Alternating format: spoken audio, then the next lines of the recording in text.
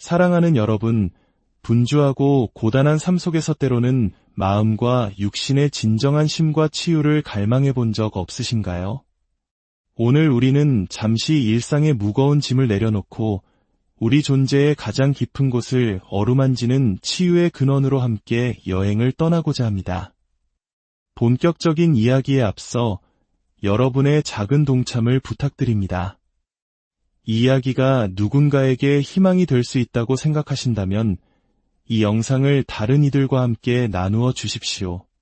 여러분의 좋아요와 구독은 저희에게 큰 격려가 되며 이 따스함을 널리 퍼뜨리는 귀한 사역에 동참하는 길이 됩니다. 이 소중한 나눔에 참여하시는 모든 분들의 삶에 하나님의 풍성한 은혜가 함께하기를 기도합니다. 이제 성경 속 한 장면으로 들어가 보겠습니다. 마태복음 8장 14절의 말씀입니다. 예수께서 베드로의 집에 들어가셨을 때 그의 장모가 열병으로 앓아누워 있는 것을 보셨습니다. 예수께서 그녀의 손을 만지시니 열병이 떠나가고 여인은 일어나 그들을 섬기기 시작했습니다. 날이 저물자 사람들이 막이 들린 자를 많이 데리고 예수께 왔습니다. 예수께서는 오직 말씀으로 귀신들을 쫓아내시고 병든 자들을 모두 고쳐주셨습니다. 그리고 성경은 이 모든 일이 이사야 선지자를 통해 하신 말씀을 이루려 하심이라고 기록합니다. 그는 실로 우리의 질고를 지고 우리의 슬픔을 당하였거늘 많은 분들이 제게 묻습니다. 왜 기독교 신앙은 유독 치유를 그토록 강조하는 것일까요? 왜 아픈 사람들을 위해 그토록 간절히 기도하고 예배 후에 그들을 위해 안수하는 시간을 갖는 것일까요? 친구 여러분, 그 대답은 매우 간단하고 명확합니다. 기독교는 본질적으로 치유의 종교이기 때문입니다. 이는 기독교의 창시자이신 나사렛 예수 그리스도, 바로 그분으로부터 비롯된 것입니다. 나사렛 예수는 위대한 치유의 능력으로 이 세상에 오셨습니다. 그분은 하나님의 아들이자 동시에 사람의 아들로서 우리를 향한 부드러운 손길과 사랑으로 가득 찬 마음을 지니고 계셨습니다. 성경은 예수께서 성령과 능력으로 기름 부음 받으시고 두루 다니시며 선한 일을 행하시고 마귀에게 억눌린 모든 사람을 고치셨다고 증언합니다. 이는 하나님께서 그분과 항상 함께 하셨기 때문입니다. 예수님은 요한복음 10장 10절에서 사탄의 일과 자신의 사명을 명확히 대조하여 말씀하셨습니다. 도둑이 오는 것은 도둑질하고 죽이고 멸망시키려는 것뿐이요 내가 온 것은 양으로 생명을 얻게 하고 더 풍성히 얻게 하려는 것이라 그렇습니다. 예수 그리스도는 사탄이 우리 인간에게 더 쉬운 질병과 고통, 절망의 멍에를 벗겨내기 위해 이 땅에 오셨습니다. 사탄이 우리 안에 심어놓은 파괴적인 본성을 뿌리 뽑고 사탄이 빼앗아간 본래의 거룩하고 온전한 모습을 되찾아 주시기 위해 오신 것입니다.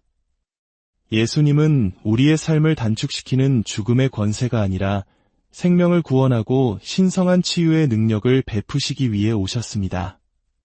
그분께서 가시는 곳마다 언제나 두 가지 사역을 행하셨습니다.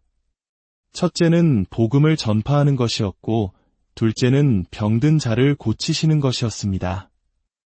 예수님의 공생의 사역 중 무려 3분의 2가 병든 자들을 치유하는 데 사용되었다는 사실은 놀랍습니다. 그분이 전파하신 복음은 무엇일까요? 성경은 복음이 곧 모든 믿는 자에게 구원을 주시는 하나님의 능력이라고 말합니다. 예수님은 단순한 종교적 전통이나 인간의 지혜를 가르치신 것이 아닙니다. 그분은 살아있는 하나님의 능력, 곧 주님의 복음 그 자체를 선포하셨습니다. 그리고 두 번째로 그분은 사람들을 치유하셨습니다. 그분의 이름에 영광을 돌립니다. 예수님께서 행하신 첫 번째 기적은 가나의 혼인잔치에서 물을 포도주로 바꾸신 일이었습니다. 그 이후로 그분은 인류를 위해 모든 것을 더 나은 방향으로 변화시켜 오셨습니다. 왕의 신하의 아들을 고치셨고 죽은 자를 살리셨으며 듣지 못하는 자의 귀를 열고 보지 못하는 자의 눈을 뜨게 하셨습니다. 불구의 몸을 일으켜 세우셨습니다. 그분은 자신의 온 생명을 사람들을 치유하는 사역에 쏟아부으셨습니다. 만약 여러분이 이 사실을 믿으신다면 마음속으로 아멘을 외쳐보십시오. 어떤 종교는 오직 영혼에만 집중합니다. 또 어떤 가르침은 전적으로 정신적인 수양을 강조하며 마음의 평안을 얻는 데 주력합니다. 반면 어떤 이들은 육체의 건강과 단련만을 중요하게 여기기도 합니다. 이처럼 어떤 종교는 영적이고 어떤 것은 정신적이며 어떤 것은 육체적입니다. 하지만 예수 그리스도의 신앙은 영혼, 정신, 육체 어느 하나에만 국한되지 않습니다. 기독교 신앙은 인간을 온전한 전인격적 존재로 바라보며 그 모든 부분에 깊은 가치를 둡니다. 하나님께서는 우리의 영혼을 신성하게 여기시고 우리의 마음과 생각 또한 신성하게 여기시며 우리의 몸 역시 거룩하게 여기십니다. 그래서 주님께서는 우리 인간이 온전해지기를 원하십니다. 내 믿음이 너를 온전하게 하였느니라. 이 말씀은 단순히 당신의 몸만, 당신의 마음만, 혹은 당신의 영혼만 온전해졌다는 의미가 아닙니다. 바로 당신의 존재 전체, 즉 영과 혼과 육이 온전히 회복되었음을 선포하는 것입니다. 이처럼 기독교 신앙은 우리 인간의 삶에 새로운 차원을 부여합니다. 그렇다면 이 치유는 오늘날 우리에게 어떻게 임하는 것일까요? 첫째, 치유는 예수 그리스도라는 인격을 통해 일어납니다. 기독교 신앙의 치유 능력은 그 창시자이신 나사렛 예수님과의 올바른 관계 속에서만 나타납니다. 예수님 없는 기독교는 아무것도 아닙니다. 오늘날 많은 사람들이 기독교의 형식은 갖추고 있지만 그 안에 있는 능력은 부인하곤 합니다. 하지만 우리는 분명히 알아야 합니다. 모든 치유는 예수님을 통해서만 가능하다는 것을 말입니다.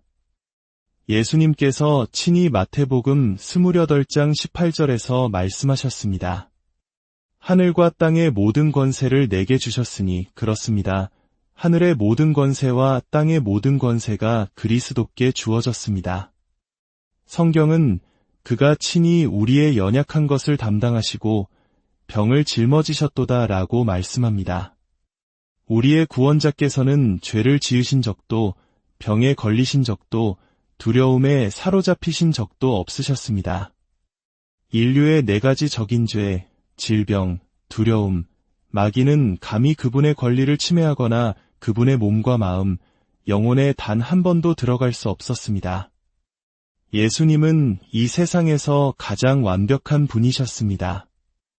그러나 성경은 그분께서 친히 우리의 연약함을 짊어지시고 우리의 질병을 대신 지셨다고 증언합니다.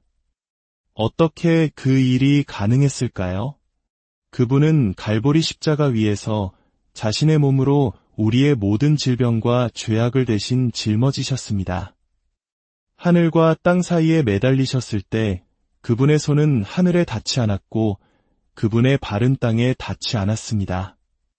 하나님의 아들이자 사람의 아들이신 그분 위에 주님께서는 우리 모두의 죄악과 질병, 두려움과 고통을 올려놓으셨습니다. 예수님은 인류의 그 엄청난 고통의 짐을 지시고 우리를 구속하셨으며 우리를 위해 자신을 내어주심으로 우리를 자유롭게 하셨습니다. 우리의 머리끝부터 발끝까지 우리의 영혼을 죄에서 구원하시고 우리의 몸을 질병에서 치유하시며 우리의 마음을 두려움과 악한 영들로부터 해방시켜 우리를 안팎으로 온전하고 순결하며 깨끗하게 만드셨습니다.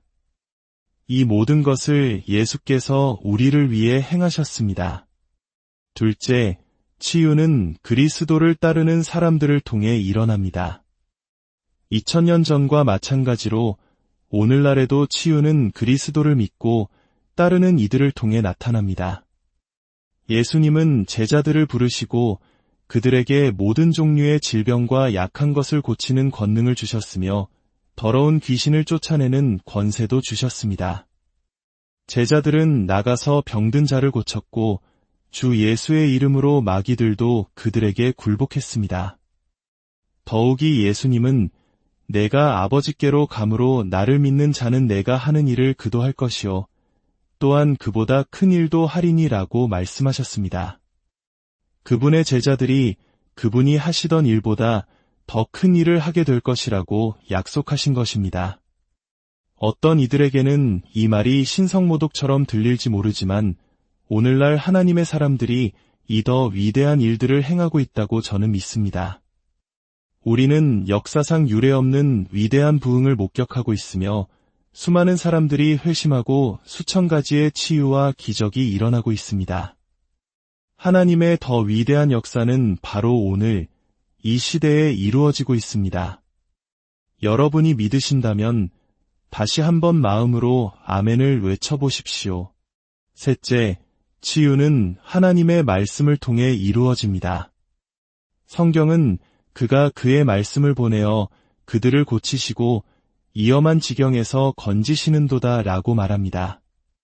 하나님의 말씀은 강력한 힘을 가지고 있습니다. 성경은 인생의 모든 수수께끼에 대한 해답을 제시하며 건강과 구원, 행복에 대한 하나님의 약속을 담고 있습니다. 이 세상과 장차올 세상에서 누릴 하나님의 축복을 약속합니다. 그리스도의 말씀이 그 시대의 치유를 가져왔듯 오늘날에도 성경 말씀은 우리에게 놀라운 치유의 능력을 가져다 줍니다. 넷째, 우리는 연결을 통해 치유될 수 있습니다. 이것은 매우 흥미로운 부분입니다. 예수님께서는 병든 사람에게 손을 얹은 즉 나으리라고 말씀하셨습니다. 물론 제 손이나 다른 어떤 이의 손 자체에는 아무런 능력이 없습니다. 오직 그리스도께서 주시는 능력만이 존재할 뿐입니다. 하지만 제가 그리스도를 따르는 자로서 여러분에게 다가가거나 여러분이 제게 다가와 서로를 위해 손을 얹고 기도할 때 우리는 우리의 손을 그리스도의 손과 연결하게 됩니다. 예전에 한 여인이 제게 이렇게 기도하는 것을 들은 적이 있습니다. 오, 주님, 이 형제의 손이 주님의 손이 되게 하옵소서. 그리하면 제가 나음을 얻겠나이다. 그녀는 하나님의 자녀인 저의 손을 구원자이신 나사렛 예수 그리스도의 손과 연결시켰고 바로 그 믿음을 통해 치유받았습니다. 그렇습니다. 기독교 신앙을 통해 우리는 치유받을 수 있습니다. 인격이신 예수 그리스도를 믿음으로써 그리스도를 따르는 사람들을 통해 그리스도의 말씀을 통해 그리고 기도로 서로 연결됨으로써 치유는 일어납니다. 기도에는 거리가 없습니다. 우리가 이곳에서 기도할 때 하나님께서는 당신이 계신 그곳에서 당신을 치유하실 수 있습니다. 기독교는 치유의 종교입니다. 왜냐하면 그 기초가 바로 인류의 치유자이신 예수 그리스도시기 때문입니다. 그분은 우리 삶에 새로운 차원을 부여하시며 우리의 영혼과 마음과 몸 전체가 온전해지기를 원하십니다. 이제 당신이 겸손히 자신을 낮추고 당신의 죄를 회개하며 예수 그리스도를 당신의 구원자로 영접하고 당신의 얼굴을 주님께로 향한다면 주님께서 당신을 고치실 것입니다. 바로 지금 이 순간의 말입니다. 사랑하는 여러분, 주 예수 그리스도의 치유의 빛이 당신의 영혼과 마음과 육체에 비추어 당신을 온전하게 하시기를 기도합니다. 그분의 이름 안에서 참된 평안과 영원한 생명을 발견하시기를